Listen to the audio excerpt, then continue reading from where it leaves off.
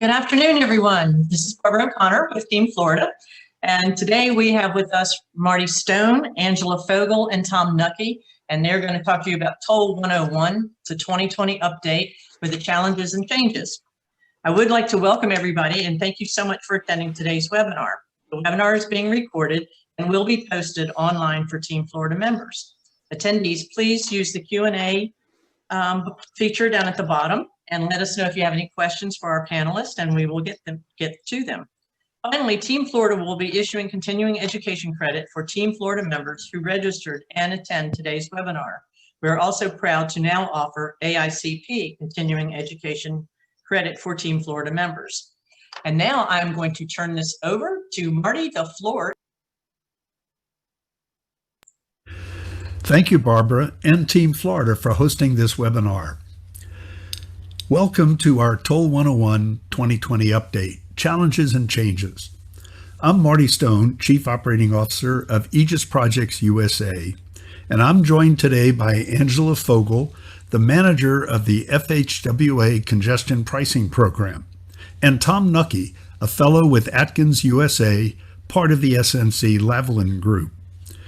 The original Toll 101 series was recorded and posted on YouTube in 2019.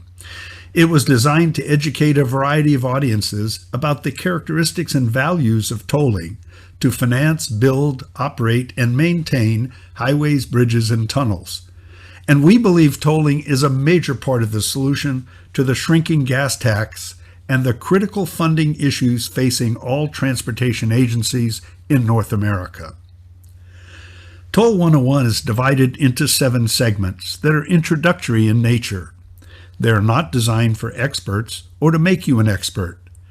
They should be perfect for those interested in a high-level view of the toll industry, how tolling works, the different approaches to toll technology and operations, things that will give you a good basic understanding of the toll business. This series would be ideal for engineering and planning students, new hires for toll and transportation agencies and consulting firms, or for elected and appointed officials. To view any of the original 7 modules, simply go to YouTube and type in Aegis Toll 101. Our intention is to update the series periodically as challenges and changes continue to impact the transportation and tolling landscape. Our first update is related to our module number 1, where we briefly talked about toll organizations and how they fit into the federal-state transportation partnership. Today, Angela Fogel is with us to go a bit deeper into the role of the federal government under Title 23, which has a general prohibition to using tolls on the federal aid system, but with some really interesting and exciting exceptions. Thank you, Marty.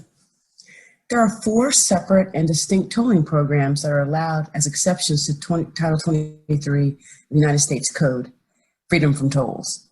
The 4 programs are the Title 23 Section 129, Section 166, the Interstate System Reconstruction and Rehabilitation Pilot Program, and the Value Pricing Pilot Program. So just to talk a little bit about these various programs that we have. The federal government allows for tolling in certain situations, but decisions about facilities to toll are typically made at the state or regional levels.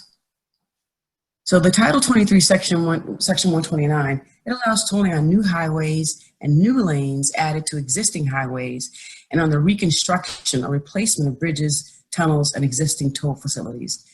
And that's really important because a lot of times people assume they can do Section 129 with any type of project, but it really does have to be a new highway lanes or reconstruction of existing lanes.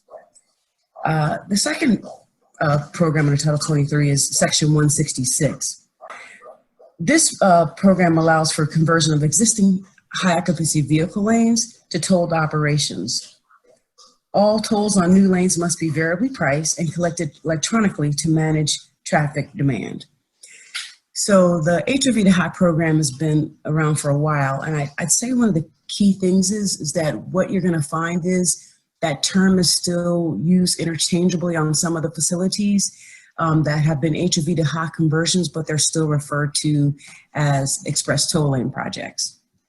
The other two programs are a little bit unique in the fact that these two programs are programs that, I guess I should have clarified with the other two programs that those programs, the state or other transportation agency has the option to move forward one of those programs by doing a memorandum of understanding between them and the Federal Highway Administration, but that's not a requirement. With these two programs, the ISRRPP and the Value Pricing Pilot Program, these programs require tolling authority, and that approval has to take place at the level of the Secretary of Transportation. So the Value Pricing Pilot Program is an experimental program, and it assesses the potential different value pricing approaches for reducing congestion and is limited to 15 slots. It allows tolling on new highways and new lanes added to and also added to existing highways, and on the reconstruction or replacement of bridges, tunnels, and also it allows tolling to existing facilities as well. Just to clarify in terms of those 15 slots, because I always get that question. Of those 15 slots, there are 6 permanent slots, and those are states that are now operating tolling facilities under the program. There's also, of those 15 slots, there's 5 available. So 4 of those slots are states that have been actively pursuing tolling. So now we'll talk to you a little bit about the difference between tolling and pricing. Just define it a little bit, because that seems to be an area where there's often some confusion. I have this table here, and it kind of shows you under tolling, that's typically for funding for major capital investments. So if a state would like to toll a facility, and let's say it's an existing road, existing highway, and they've decided they need to reconstruct it, then they could actually toll it in order to do that. Under pricing, pricing is typically to manage congestion and or generate revenue. And so let's say one of the ways things started out with the HOV to HOT conversion, there was excess capacity available, and one of the opportunities was to allow ineligible vehicles that didn't meet the occupancy requirements, to use it by paying a toll and managing congestion on the facility a little bit better overall. So if you have a tolling program under Section 129, it can be a flat rate or vary by time of day or volume. With a pricing project under the Value Pricing Pilot Program, the fees have to be varied in terms of the toll rates, especially during the peak period, and it's based on demand on the facility. Tolling is tolling. Under the pricing program, people use a variety of names for it: congestion pricing, value pricing, variable pricing, peak period pricing, market-based pricing. So sometimes, as I pointed out, that leads to a little bit of confusion. So examples of different kinds of projects: a tolling project would be like the New York Thruway or the Chesapeake Bay Bridge, as opposed to a pricing project is something represented by SR 91 Express Lanes or the Seattle 520 Bridge. So this next slide is a great map that just shows you which states toll. So there are a number of states that that toll. Some of those are under Section 129, which is actually has many more projects than we have under the Value Pricing Pilot Program or under the HOV to HOT conversion program. So I wanted to just give a couple of examples of these projects. So the Texas State Highway 288 Express Toll Lanes project is a project, as you can see. Their improvements encompass a 10.3 mile stretch from US 59 to Harris County line at Clear Creek. And it's the construction of 4 tolled lanes, 8 new toll direct connectors at the Beltway, 8, and then new toll direct connections near the Texas Medical Center. This description really, and as you can see, we have a diagram over here. It just shows you that there's going to be existing lanes that will continue to be free, but these express toll lanes in the center, there'll be a charge to use those lanes. Construction began in October of 2016, and this project did recently open. And as I pointed out, this project is eligible to toll under Section 129, which means that Texas did not have to get tolling authority from the Federal Highway Administration. They had the option to establish a memorandum of understanding between the state and federal highways if they preferred. So the next project is the Contra Costa County Transportation Authority project, I-680. Now this section, this was tolled under Section 166, HOV to HOT. Well, I want to point out that this project has also been referred to as an express lanes project, and just want to clear that up because it's really important sometimes that we make sure people understand with the HOV to HOT conversion program that HOVs cannot, eligible HOVs cannot be charged the toll. So 8 miles of this existing HOV to carpool lane are being converted to, it says express toll lanes, because like I said, that term is used interchangeably.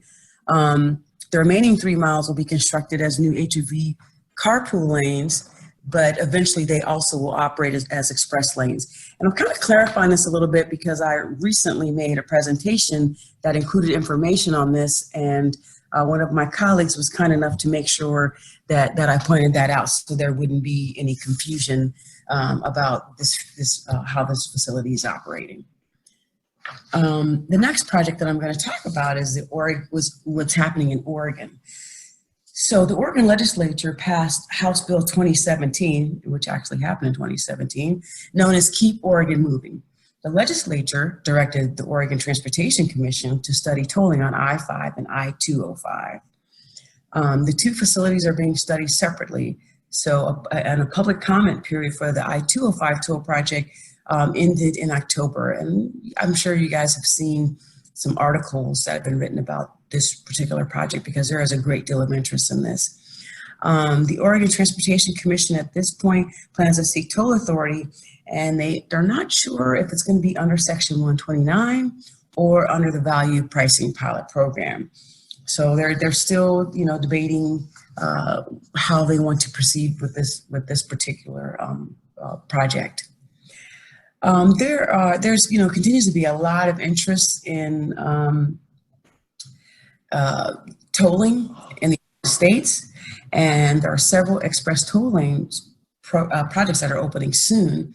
As you can see, Florida has definitely been, one of the leaders in terms of moving forward with looking at tolling as an option for providing, access that is needed in their state. And there's just 3 projects here that represent the projects that are going to happen. One is supposed to happen in the fall of 2021, and the other projects are anticipated to be open by 2022. So as you guys can see, the future of tolling in the United States is, there's still a lot of interest in it. And there's a lot of interest in using tolls to manage congestion and to generate revenues. There are approximately 13 HOV to high occupancy toll conversion projects that'll be open between now and 2022. So that's quite a few. And it's also anticipated that there are 5 express toll lane projects that'll be open by 2022 as well.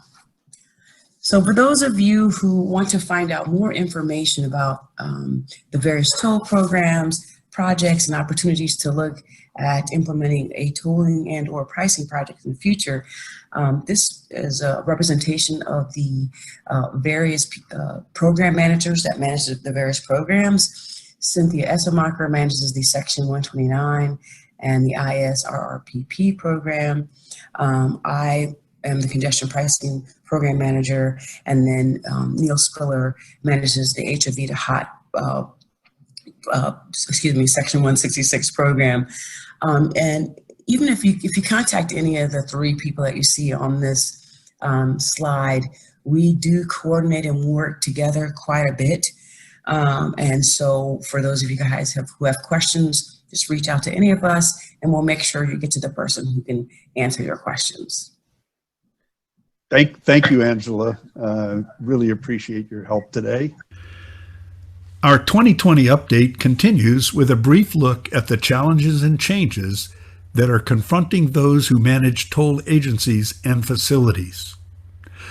New ideas and evolving technologies are disrupting the toll business, forcing toll managers to reevaluate their business strategies, where to invest their resources to maintain their existing business while preparing for a rapidly changing future.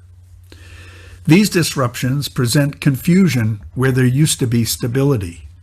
For decades, toll managers have understood the three basics of any business: how to create value, deliver value, and capture that value. We know how to satisfy our customers by providing time savings, convenience, safety, and trip reliability.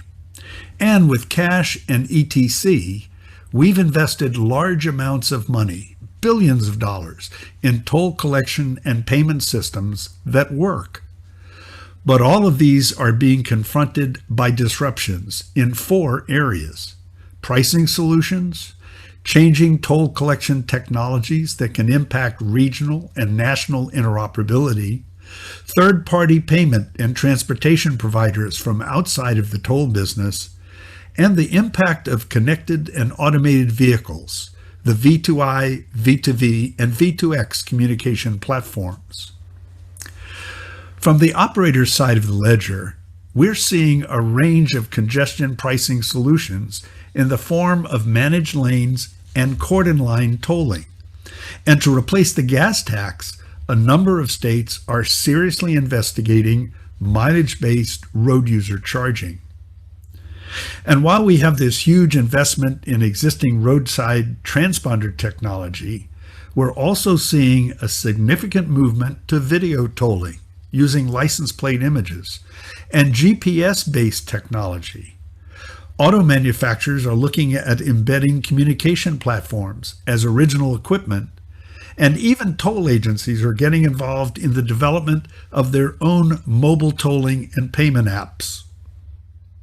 Then there is a proliferation of third-party payment and transportation providers with all sorts of challenges for toll managers. Cell phone apps and subscription services, private fleet managers who are pushing into the toll business, brokers and private providers like Uber and Lyft who control the routes their customers take, and public and private transit and parking providers who are overlapping into tolling. And last, those of us involved in toll operations are trying to figure out how we fit into the connected and automated vehicle machinery, and what type of communications technology will become the future standard, and what should we put our money into in our 5-year work programs and our long-term planning. We've seen the evolution in record time from 3G to 4G LTE to 5G, and some are already talking about the next step in that progression. And then there's ITS, which is considerably larger and more standards-driven than what we do in tolling. In fact, the ITS G5 standard, based on the 802.11 spectrum, is where many traffic engineers are still making their investments. And then there's blockchain, a new approach to payment systems that may turn out to be the biggest disruption of them all. Individually, all of these disruptions present unique problems for toll managers, but an even bigger challenge occurs when you combine 2 or more of them in a way that allows customers to consume and pay for their end-to-end trips completely as a service through their computers or cell phones.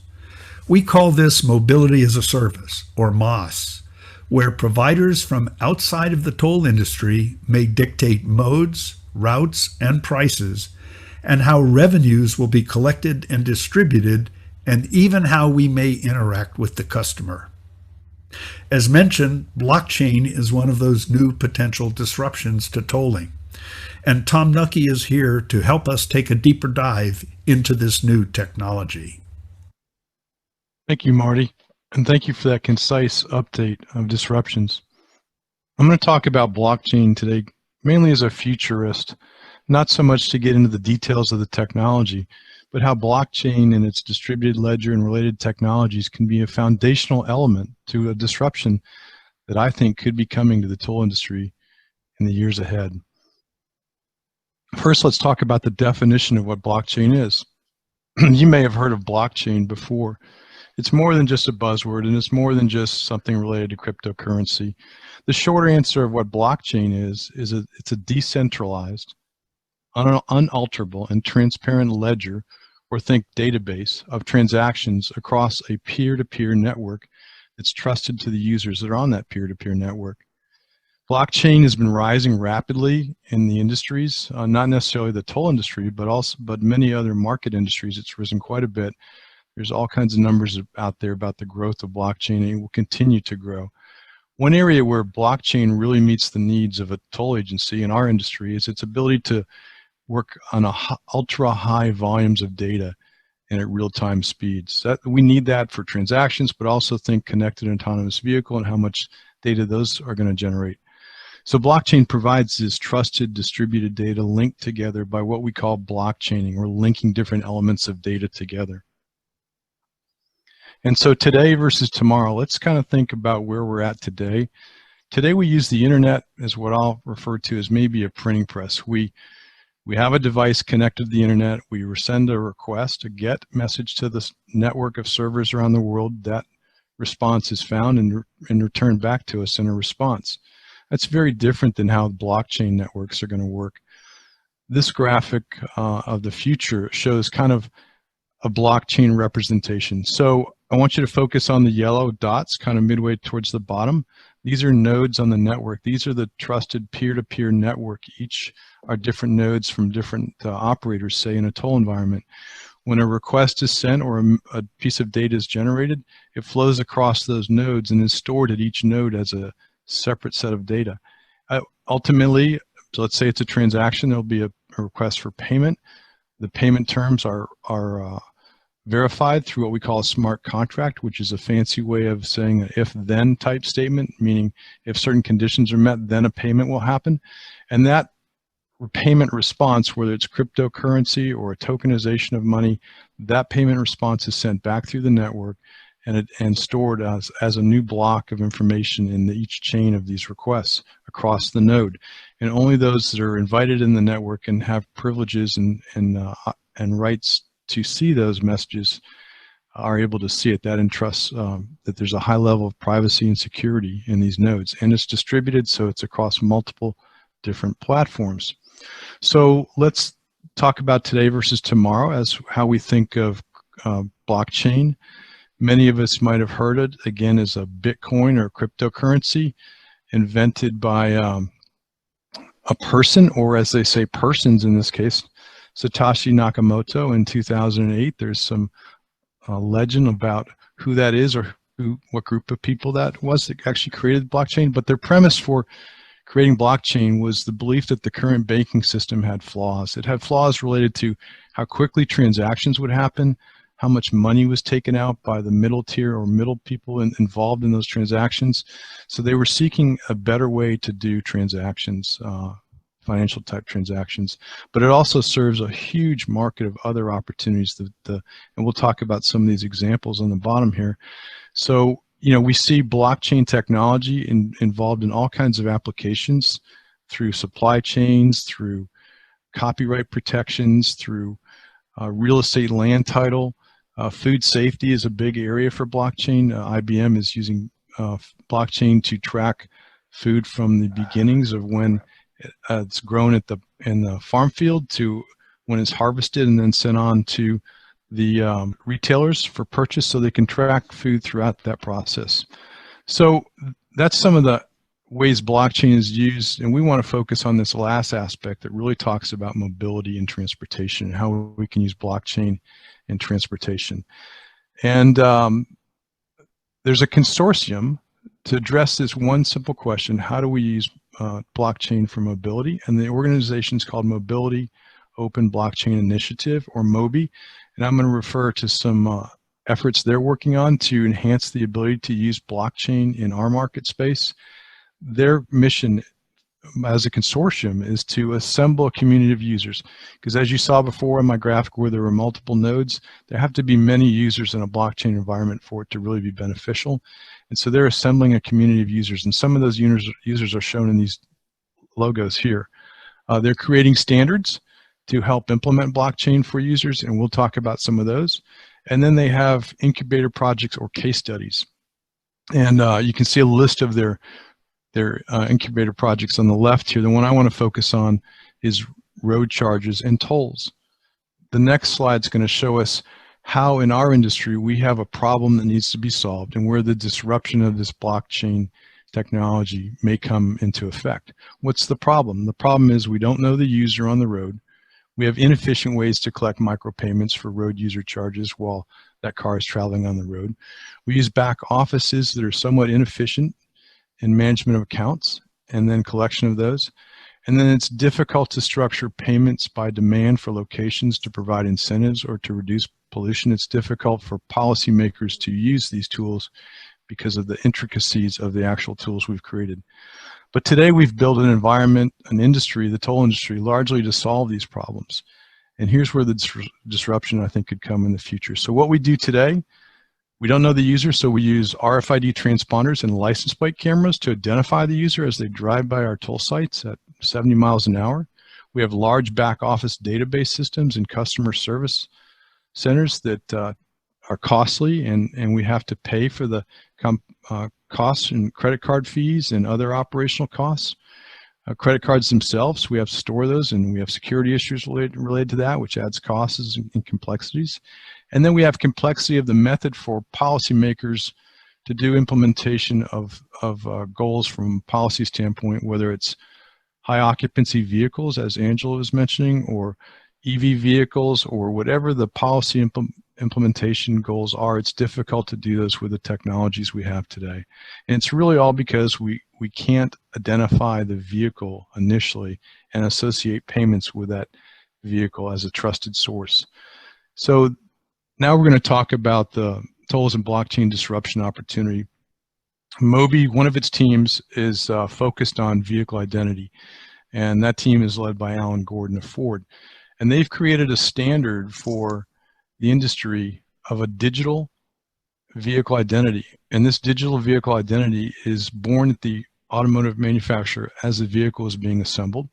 And once it rolls off the production line, the vehicle itself contains this VID. It's similar to a VIN, which you have on your car today, but a VIN has problems because it can be cloned or counterfeited, and a VID can't through this blockchain technology as it's distributed across a network of nodes. So the VID itself will roll off with the vehicle through a blockchain environment. It'll be in the vehicle and stored through the blockchain, and it'll also contain the ability to have a wallet. Now, let's look at how the wallets work in this blockchain disruption opportunity on the next slide. So as the vehicle rolls off the assembly line, it's got this wallet or purse that you could think of that collects information.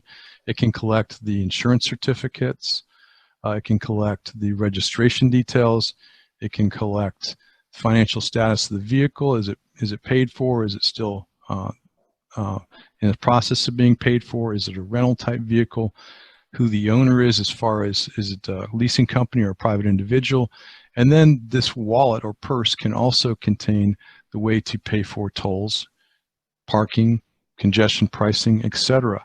So as the vehicle is on the fly, it's now much smarter than any vehicle we have seen before. It can tell us that it's actually a valid vehicle and it has a payment method. So the next slide is going to talk about how we get the payment aspect or token out of the vehicle and into the tolls side. So think about tokens. We know tokens from maybe the arcades or frequent traveler programs like frequent flyer points, Starbucks rewards. Those are all tokens that represent something. They represent a monetary value in one way or another, or some asset that can be conveyed. In a blockchain environment, these tokens are stored through the network. So we have the opportunity now, once a token is created, to represent some form of currency that records the digital ownership or rights and responsibilities of that user. And now with this token, we have the opportunity to connect the vehicle, whether it's through a smartphone inside the vehicle, connects to the vehicle wallet, and then it allows, as it travels the road, to make these associated payments. So here on this slide, we're going to show data automation and some of these aspects. We can look at toll payments as part of that purse. We can look at fuel payments, parking payments, etc. Once this purse is enabled through the blockchain environment and the vehicle is identified, it sets it up to be able to make these secured payments. We can also look at using the vehicle perhaps as a shared resource, like your vehicle is all of a sudden an Airbnb, where through a trusted community of users on the blockchain, they would be entrusted to use your vehicle for a set time of duration, and then you would be able to tokenize or receive payment from their use of it.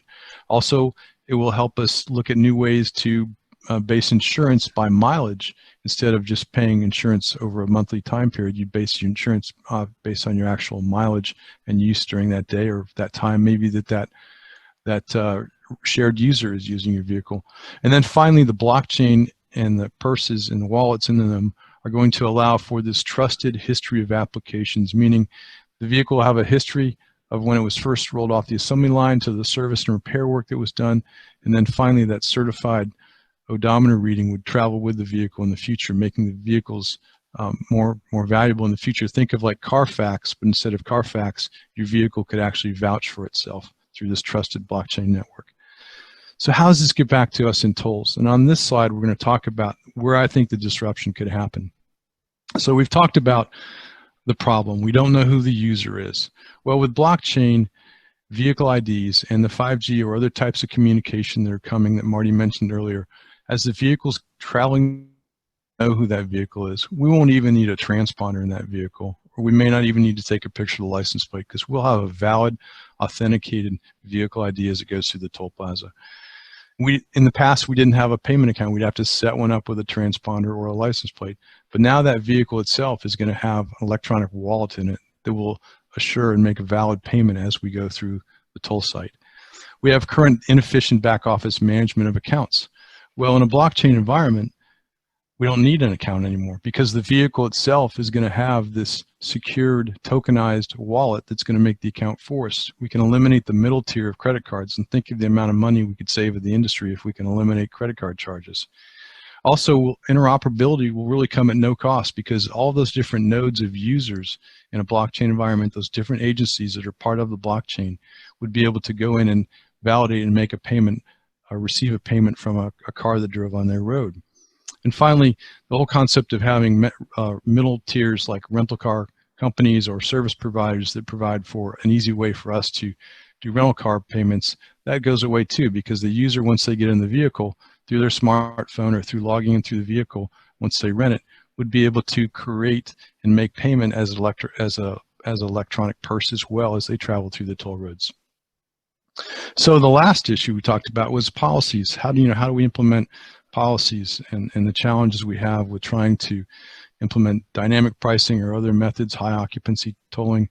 Blockchain also, by its link to the vehicle itself and the roadside infrastructure, will help us be able to make those payments and help implement all kinds of new policy opportunities for planners in the future, making telematics for real possibly. And then, if this interests you, I've just given you kind of a short overview and my futurist perspective of where blockchain could disrupt the tolling industry. If this interests you, I suggest you follow MOBI, the Mobility Open Blockchain Initiative, or IBTTA. IBTTA has a blockchain working group that's very active in this, and we've had presentations, and in the new year we're going to also do some learning tutorials so you can learn more about blockchain. But I would urge you to follow any of these groups as well as Team Florida as we talk more and more about blockchain. So thank you for letting me indulge you on the possible future of blockchain technology and tolling. Thank you very much, Tom. Really appreciate you pitching in today on the webinar. Also, thanks to Angela Fogel. And at this point, I'd like to turn it back over to Barbara and to Brady to oversee the questions and answers and discussion. All right, thank you very much. This was really great. Thank you. A big thank you to Marty and to Angela and to Tom. If you have any questions, please post them on the Q&A at the bottom. We do have somebody says, I think that's Hugh Miller or somebody. Nicely done, Marty, Angela, and Tom. All right, so people are appreciative. And let me see if we have some questions coming in. I do have a question for Marty. You mentioned mobility as a service, as a disruption to tolling. Is there any one MOS provider or approach that will impact tolling more than any other? Well, I think the problem with the disruption from MOS, the biggest problem is that it is a very uncoordinated activity right now. There is a multitude of MOS providers, brokers, transportation providers, all who are involved in providing mobility as a service in one form or another, but it's very unorganized. And that's going to be the big challenge for the toll business. I hear all the time people within tolling saying, we need to have a seat at the table. But I think the big problem right now is to find a table that has some of the key players at it that you can sit down and organize with one broker or one system. In Europe, there's just a huge multitude of systems and different activities being provided. And we're seeing that starting to occur here in the US. So I think the biggest problem is that there isn't one or two or three systems out there for us to cut a deal with. Right now, it's just an unorganized cornucopia of providers and brokers. All right, thank you. We do have a couple of questions here for Tom. The first one is, how long will it take for the majority of vehicles to be equipped? Well, let me look in my crystal ball. No, seriously, so that's a great question. You know, I was presenting from a futurist standpoint of view. So what I see is this is a ways out. The infrastructure that blockchain provides is foundational to a lot of different technologies. We're probably gonna start to see automated vehicles. We're already seeing them in some levels of the SAE 5 levels. But you know, I think we're probably looking, as far as what I mentioned with blockchain and that ability to communicate in a blockchain environment with vehicles, probably at least a decade out. And as most of us theorize in the industry, it takes somewhere up to almost a generation to flip out a vehicle fleet. Cars now last longer. People keep them longer. But as cars have more and more technology in them, there might be an intake of people buying these technologically advanced cars. So I really think what I'm talking about is probably 10 to 20 years out when we'll start to see that. And really, to do away with transponders and the kind of technologies we use now, we've got to see all vehicles, or pretty much all vehicles, equipped with that.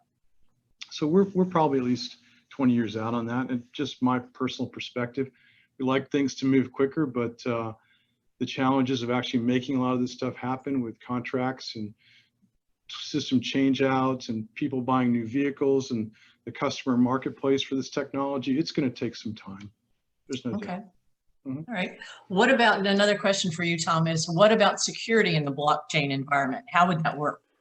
Sure, that's an interesting question. I'm not a security expert in blockchain. As we know, security is a hot topic across the globe and in our business place, government space.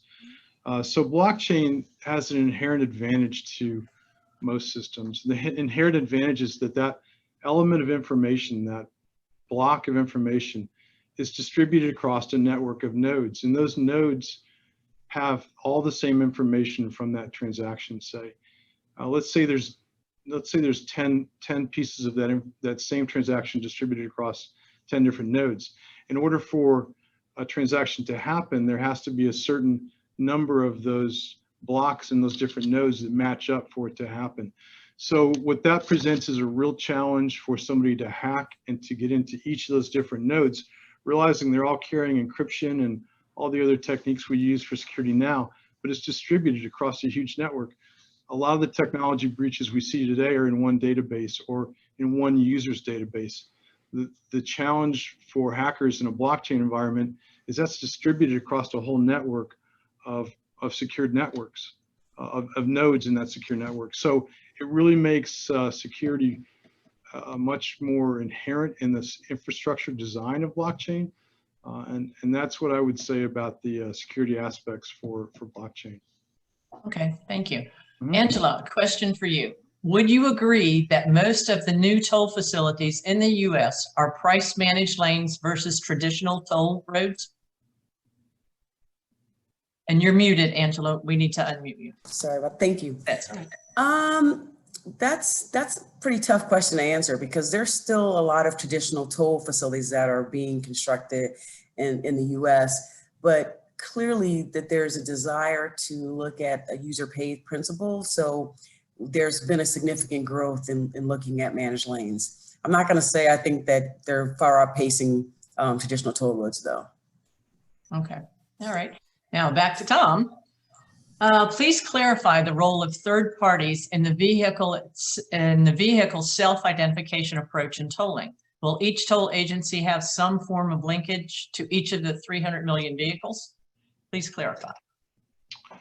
So when I mentioned that a vehicle has an ID, that ID will be broadcast and we'll be able to read those ultimately through a toll location or maybe a network along a roadside. You may not even need a physical gantry.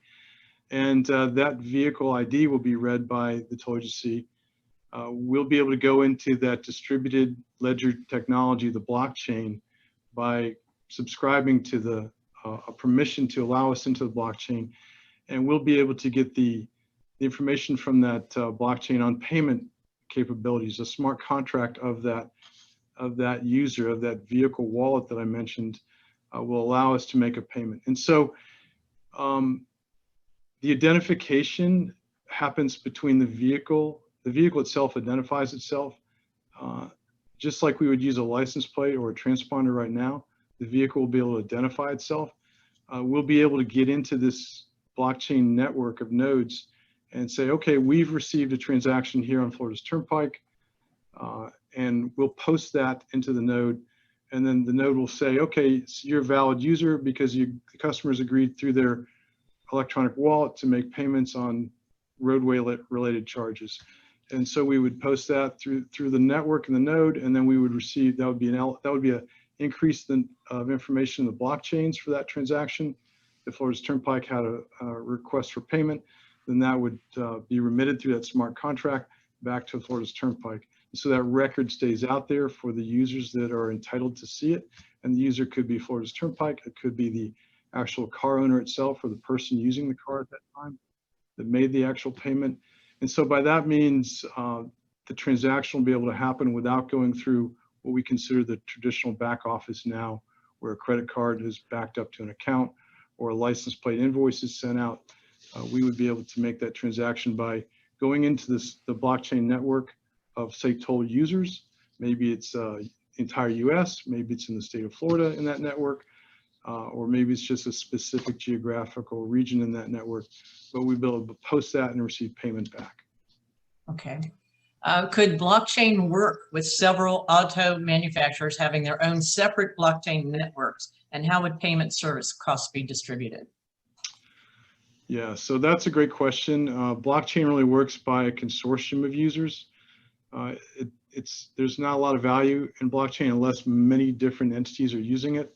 And that's why I mentioned Mobi. Mobi is working with pretty much all the auto manufacturers to enhance standardization and provide standard use cases for blockchain in the transportation spectrum. And yeah, so that's critical. And there's a lot of agreement with the auto manufacturers as far as how to use the blockchain. There's also a lot of secret sauce that they're not going to share with their competitors, but they see the value in being able to share payment information as far as a blockchain. And if you go to the Mobi website, you can see all the different auto manufacturers that are participating, and they're actually leading a lot of these standards developments. So there's also efforts within SAE to kind of enhance some of this the Society for Automotive Engineers. And so that's happening, and there'll be a commercial value in it to them. And that's what they're seeing, I think, ultimately. And so I think the second part of the question is how would payment services costs be distributed? Mm-hmm. I think I'm going to take that from the standpoint of how would we get the transaction value back from a transaction? Really, you're not paying for a credit card anymore. So the customer is allowing payment through their tokenized wallet. And so you're not paying a 1% to 3% credit card transaction fee every time you process a credit payment to your transponder account. So the cost is going to be in being a blockchain participant, not necessarily as a overhead administration cost, but just in building the blockchain technology and being part of that that consortium of users for transportation. Okay. Marty, you want to say something? Yeah, well, I wanted to engage Tom a little bit further in the blockchain conversation, because there seems to be some of the same kinds of issues with blockchain that we had when we first started to look at interoperability. And that is, how do we evolve to a blockchain? You talked earlier and you had an earlier question about the fleet turnover.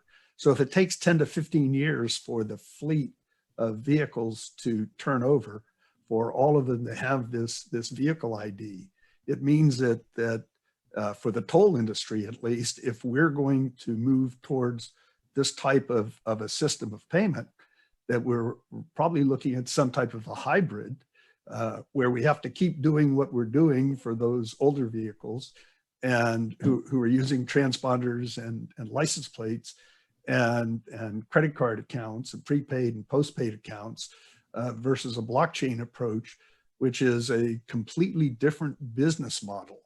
So how you evolve, I think, is probably the biggest problem in making the move from one system to a completely different system. And I don't know if your group, if the Moby group is looking at that kind of transition issue, not just for tolling, but for other industries as well. You're right. There certainly are a lot of transition issues. Transponders are not going away anytime soon, neither are license plates. But we talked about the transactional element of blockchain, but also there might be a quicker way. You mentioned interoperability. If multiple states were to work on an initiative to say, okay, I received a transaction from Colorado, and it had a Florida license plate on it. So posting license plates and payment information as a means to interoperability before we actually make the transactional element, maybe that's a way. Also DMVs, if we could get DMVs to enter it, if we as the toll industry can influence our states. First of all, there's only about 10 states in the US that have blockchain legislation that are actually that have toll operations in them as well in those states. And here we are in Florida. Florida, I don't think, has the statutes yet. Last year, or in 2019, there was a task force in the legislature to work on it, but I haven't seen any new statutes yet.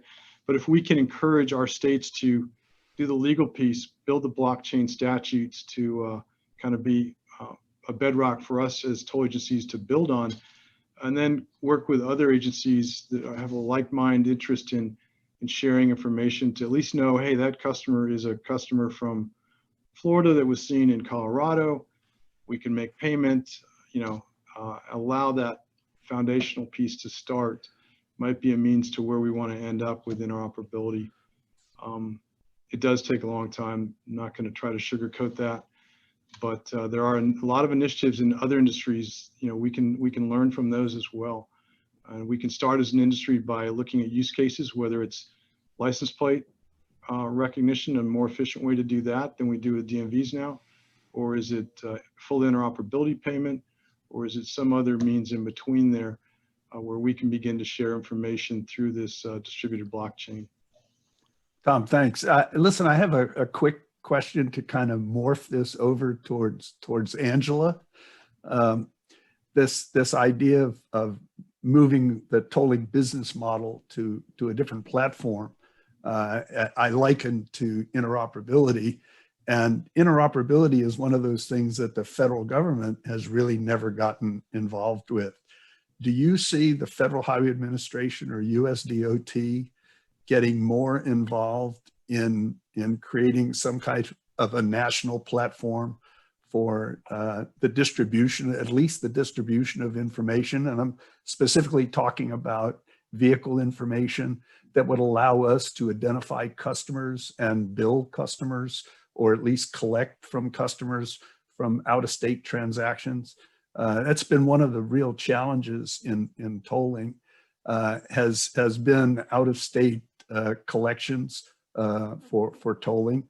And it's something that we've always thought the federal government could be helpful with in terms of at least encouraging state DMVs to provide us with the information. So do you see the USDOT or FHWA getting involved in any of that in the near future? Wow, Marty, thanks for putting me on a spot like that. I think that's a really good question. I don't have an answer to the question. I wish I did, but it's worth me taking that question back.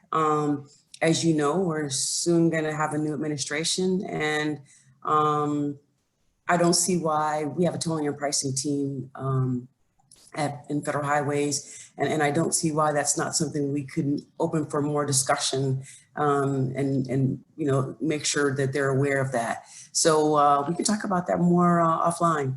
Okay. Well, a few years ago, we talked with AMVA about trying to create some kind of a central database. And with the proliferation of all these managed lanes, which do not use cash collection, they're all electronic toll collection projects, I would think some kind of uniformity in the distribution of information, access to this kind of information by public agencies would be a good thing. Agreed. Angela, we do have 2 more questions for you. One is, you didn't mention that VPP allows pricing all lanes of a congested freeway as Oregon is considering. Can you elaborate on that? Sure. Well, under the value pricing pilot program, there's always been the opportunity to toll existing lanes. I'd say one of the more well-known projects would be SR 520 Floating Bridge in Washington State, where they tolled all the existing lanes of the bridge during construction of the new bridge. That is an option, and it's something that Oregon is currently looking at. That's a good question, because it's not something that we actually get a lot of people asking us about. So this is a great opportunity to make more people aware of that.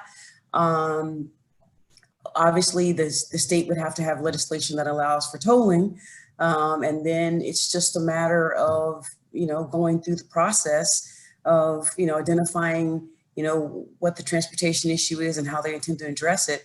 But it is something that is available to states, regional transportation agencies that are looking at managing congestion as well. All right. Okay. Now, one other question here for you. Let me read this. Reauthorization proposals in House and Senate increase future federal spending on RUC research, but at least the House proposal seems to reduce options for tolling, especially at existing toll-free facilities. When all is said and done, do you think there will be greater or less flexibility for states to add tolls to existing roads in the future, especially interstate routes? I wonder who that is putting me in this position. Ed Regan. This question. That sounded like an Ed Regan. Ed, we're having this conversation later. That is a really good question. Those types of decisions aren't made at Angela's level, within Federal Highways. But one of the things that I can say with confidence that you guys all know is that there is a great deal of interest that continues in looking at tolling, and it's growing. We know that because the value pricing pilot program hasn't had actual federal funding in almost a decade now, and yet it's a program that the states are still interested in utilizing for tolling authority. I do know that there's a great deal of interest in road usage charge. from my perspective, since, you know, I managed both of those programs, I think that a lot of the hard work that we did, you know, encouraging states and other transportation agencies to consider tolling as a demand management and as a revenue generating option, kind of laid the groundwork for the consideration of looking at road usage charge and a user pays principle.